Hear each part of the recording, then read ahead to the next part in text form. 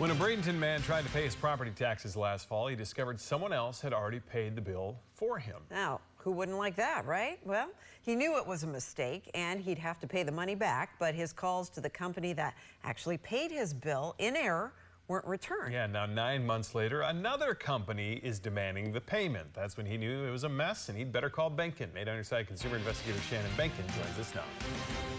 Josh, Stacy, this man wants to pay, but he wants proof that he's paying the right company back, and he wants proof of payment and a release of the obligation. The problem? He says neither company returned his calls until I got involved.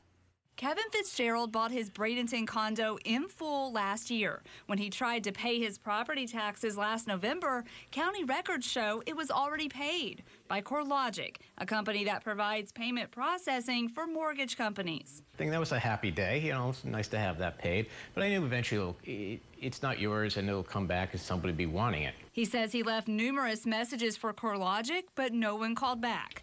Fast forward to now, when he received this letter from a mortgage company called Valon, explaining that if he doesn't pay them, they'll claw back the money from the tax collector and he could be on the hook for interest and penalties, as if the taxes were never paid. I have no confidence that if I do pay whoever back, that they will actually credit it and this will then go forward as a closed issue. So my concern is paying it back to whom and having it writing that this will be the end of any procedure or seeking refunds. So you want to make sure that they don't come after you again and that you're paying the right company. Correct. Kevin says neither company called him back, so he called me so I can do what I do.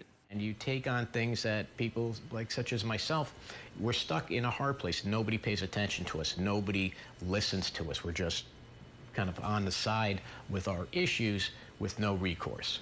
I reached out to both companies and both promised to find out what was going on. Days later, spokespeople for both told me this was a data error and they will contact Kevin and make this right.